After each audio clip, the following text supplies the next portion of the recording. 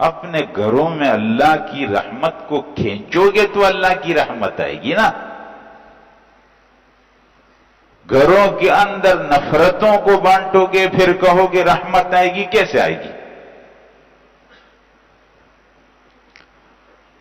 گھروں میں صدقہ فنڈ قائم کرو، روزانہ کی بنیاد پر، ہفتے کی بنیاد پر، آپ کی مرضی ہے. روپیہ ڈالنا ہے، 5 ڈالنا ہے، 10 ڈالنا ہے، خود خواتین کو بولو، بچوں کو بولو، سب اس میں جمع. حضرات آپ دیکھیں گے کہ کچھ عرصے کے بعد اس سے ایک اچھی مناسب رقم بچ جائے گی. اب اس کو کہاں لگانا ہے؟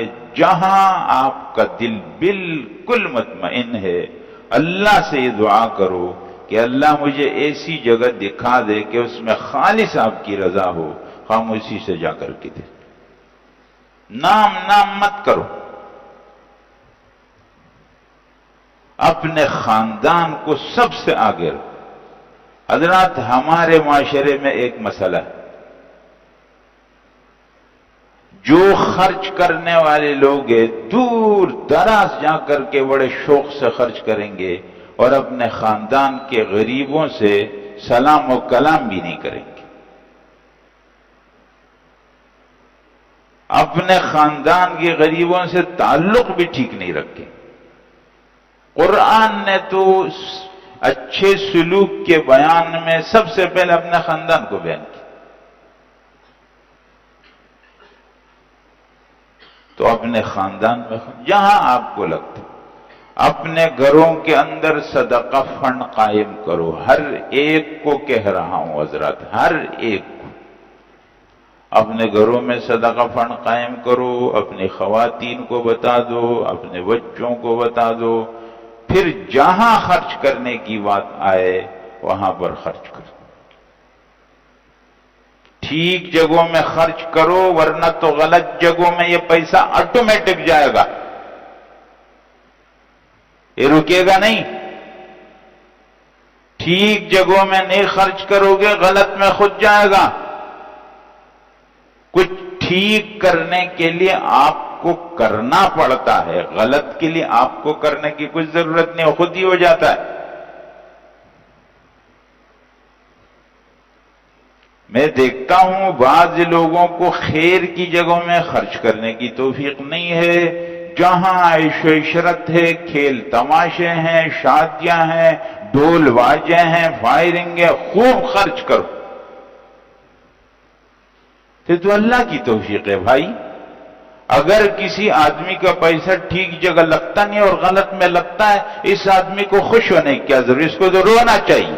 یہ اللہ کو ناپسند ہے یہ آدمی. آپ گٹر کے پانی سے مسجد کو دھو سکتے ہیں، گندا پیسہ لگتا نہیں ہے ٹھیک جگہ میں.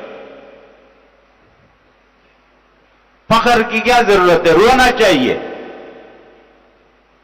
اگر کسی آدمی کا پیسہ ٹھیک جگہ میں لگ جائے، اللہ کا شکر بولو الحمدللہ، اللہ نے میرے جیسے آدمی کو توفیق دی. اور نہیں لگا، روز تنہائی میں بیٹھ، کیوں نہیں لگتا میرا پیسہ؟ ایسے لوگوں کو جانتا ہوں الحمدللہ. خیر کی جگہ دیکھو اور ان کے خرچ کرنے کو دیکھو، اللہ توفیق دے. میں نے حدیث آپ لوگوں کو پچھلے جمعے میں بھی سنائی. رسول اللہ صلی اللہ علیہ وسلم نے سخی اور بخیل کی مثال دی.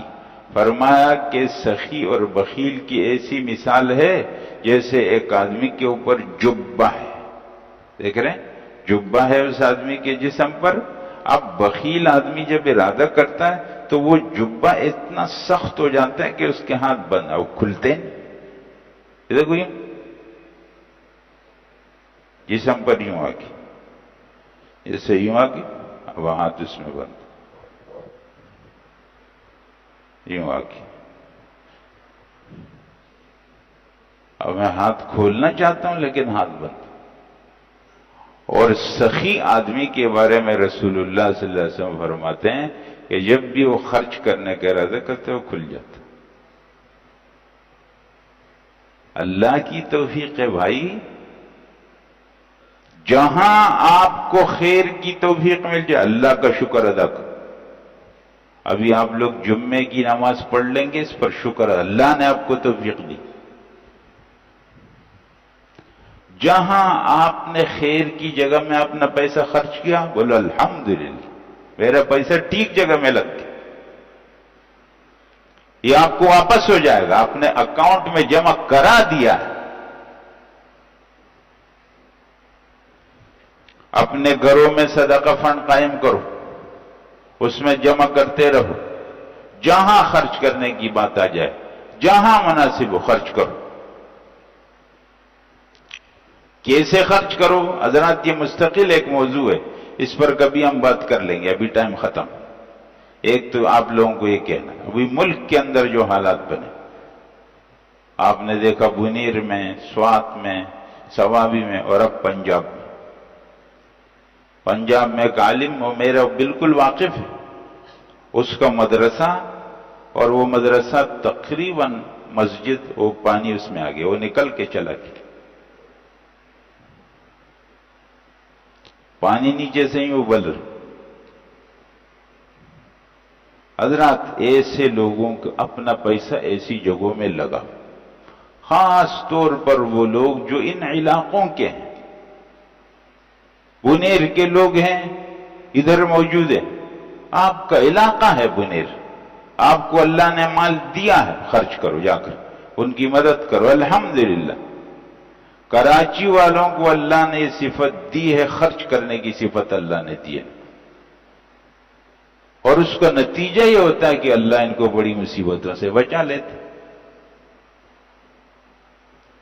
ایک تو حضرات یہ بات. دوسری بات جو مجھے آپ کے سامنے کہنی ہے وہ یہ ہے، آپ کو معلوم ہے کہ ایک قافلہ چلا ہے، اسپین سے چلا ہے، کشتیوں پر مشتمل ہے. سمود فلوٹیلا قافلہ، اور اس کا ویسے اردو میں تو مطلب بنے گا قافلہ استقامت. اس میں مسلمان غیر مسلمان سے وہ سب چلے ہیں. اس وقت غالباً وہ تیونس کے بندرگاہ پر کھڑے، اور انہوں نے اپنے ساتھ ان کشتیوں میں خوراک کا سامان، دوائیاں، یہ سب چیزیں اس میں رکھی، اور ان کا یہ قصد ارادہ ہے کہ وہ غزہ جائیں گے، کیونکہ غزہ میں جو کچھ ہوا دنیا کی حکومتیں سب ناکام ہو گئی، یا ناکام تو ہوئے سے ہی ہو گئیں لیکن وہ سب شریک ہیں اس میں. تو اب یہ عوام کا ایک قافلہ ہے، خالی ہاتھ، بس ان کے ہاتھ میں کچھ غذائی مواد ہے، کچھ دوائیاں ہیں، وہ کہتے ہیں ہم جائیں گے قافلے. اسرائیل نے یہ اعلان کیا ہے کہ ہم ان کو دہشت گرد اعلان کریں گے کہ یہ بھی دہشت گرد. بہرحال ایک بہترین قافلہ ہے، کاش کہ ہم اس قافلے میں ہوتے.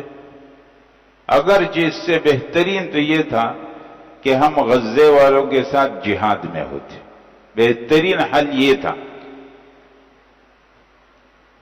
دنیا سے مسلمان جاتے اور غزہ میں شہید ہو جاتے، اور ہماری قبر غزہ میں بن جاتی. ویسے بھی ہم کو مرنا رہے گا ایک بھی نہیں. کون اسپتال میں مرے گا، کون روڈ پہ مرے گا، اللہ کو معلوم. تو اگر اقصیٰ کے لیے ہم جہاد میں شہید ہو جاتے، کتنا ہم تو اللہ سے سوال کرتے، اے اللہ جب ہماری موت کا وقت ہو، شہادت کی موت. تو اصل حل تو یہ ہے. غزہ کے مجاہدین نے تو جرأت، شجاعت، بہادری، غیرت کی مثال قائم کر دی. لیکن بہرحال یہ بھی ایک درجہ ہے. کچھ لوگ پوری دنیا سے جمع ہو کر وہاں جا رہے ہیں تو ہم سب کو ان کے لیے دعا بھی کرنی چاہیے اور اپنی مجالس میں ان سب کی حمایت کے اندر بولنا بھی چاہیے، ان کی حمایت کرنی چاہیے۔ اللہ جل جلالہ سے ہم سب یہ سوال کرتے ہیں کہ اللہ غزہ کے مظلوم بہادر غیرت مند مسلمانوں کی مدد فرمائے، اللہ اقصی کو فلسطین کو آزاد فرما دے، اور جو لوگ ان کی مدد کر رہے ہیں جس طرح بھی مدد کر رہے ہیں اللہ جل جلالہ ان مدد کرنے والوں کو اپنی طرف سے بہترین بدلہ نصیب فرمائے۔ وآخر دعوانا